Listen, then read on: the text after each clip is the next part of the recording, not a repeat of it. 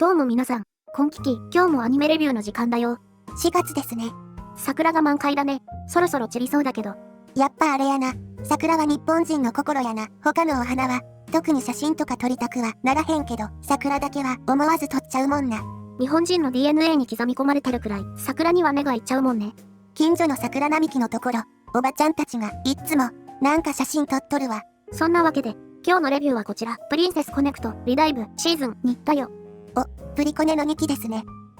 この作品は2020年に放送されたプリンセスコネクトの2期、制作は変わらず、監督さんは1期は金崎監督だったんだけど、2期では、金崎監督は、総監督という立場になってるんだ。総監督と監督の違いがいまいちわからへんのやけど。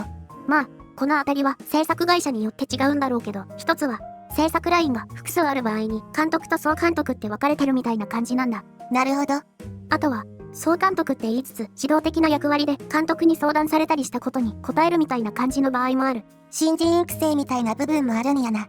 監督の仕事を何割か任せると、総監督と監督って分けてるってのが私の印象かな。なるほどな。この作品、1期のクオリティは本当に素晴らしかったんだ。特に、1期1話の草原の描写だったり、食べ物の描写、背景美術の描写が秀逸だった。1期の魅力は生活感があって、その生活感を出すための背景美術がすごかったって言っとったな。そんな1期の魅力を2期でもうまく引き継いでる。それどころか、ものすごくクオリティが上がってる。1期の時点でクオリティ高かったのに。ちょっとびっくりしたんだよ。1期も自社ゲームを自社の制作会社で手掛けてるスタイルだからこそのクオリティだったんだけど、2期では明らかに予算が追加されてる。金がかかっとる感じがするんか。主人公、ペコリーヌ、コッコロ、キャル、そんな4人の朝の風景が2期の1話では描写されるんだ。朝の風景、なんかピンとこうへんな。家の木材の質感まで感じるような描写から、ペコリーヌがおぼろげに見つめる街の描写、明らかに1期よりもレベルが上がってると感じる。作画のクオリティは思わず笑っちゃうほどなんだ。映画みたいや。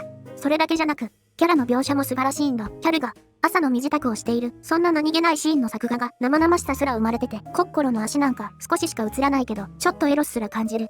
コッコロちゃんにエロス。1期で守った大切な日常、そんな守ったからこその日常の描写を2期の1話でしっかりと見せることで制作側の気合を感じるんだ。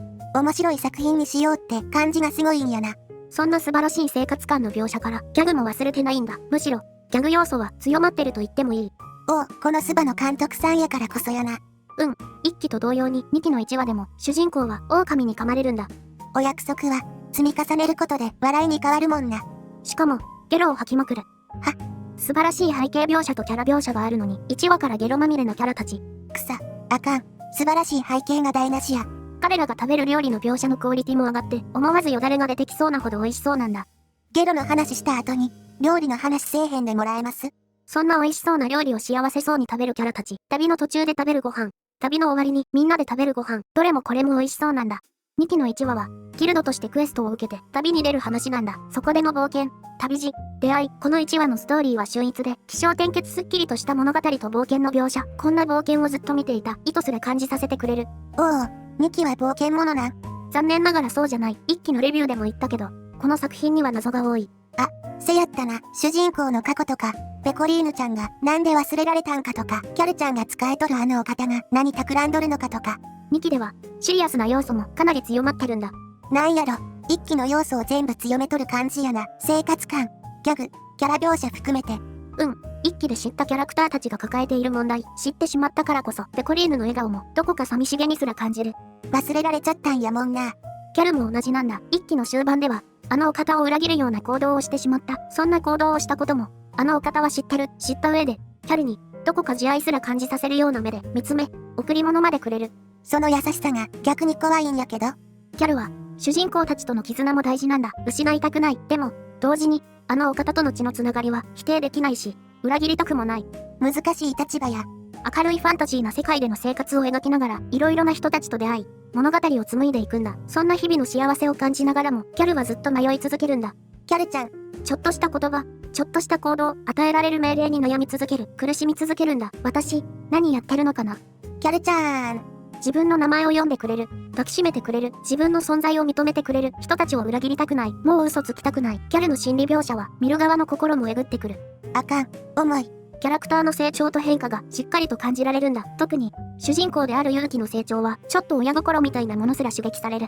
リュウさん、いつ親になったんや。一期の序盤では、赤ちゃんのような存在だった彼。だけど、少しずつ記憶が戻り、様々な人の出会いと、そこで生まれた絆が彼を成長させてる。おう、一期ではツッコミ役と言えるのはギャルくらいだったんだけど、二期では、主人公もさりげなく突っ込んでくれるんだよね。成長したらツッコミ役になるんか。そのさりげないツッコミがいいんだよ。相手のボケや突拍子もない発言をただ否定する。違うよっていう一言だけで笑いに変えてる。すごい。一言で笑いに変えるなんて。一期以上にセリフも増えてるし、戦闘シーンでも活躍するんだ。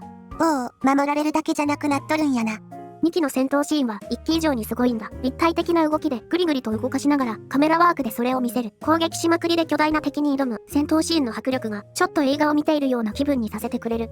1期はあくまでテレビアニメとしてクオリティの高い作画やったけど、2期は劇場版クオリティになっとるんやな。ただ、ここまでめっちゃ褒めてるんだけど、2期では欠点も目立っちゃってるんだ。わこの世界は欺瞞に満ちてるんだ。隠される記憶、消される記憶、世界の謎を解き明かそうとすれば邪魔が入る。お、なんでなんや。この世界は一体何なのか、時折走るノイズのような現象、偽りの記憶、自分にそっくりな存在であるシャドウは何なのか、ファンタジーな世界ではありえないはずの、主人公の中に残る制服姿の少女の記憶。何それ、ほんまこの世界なんなん？わからない。いや、おそらくはこうなんだろう。こういうことなんだろうと、想像することはできるんだ。脳内保管はできると。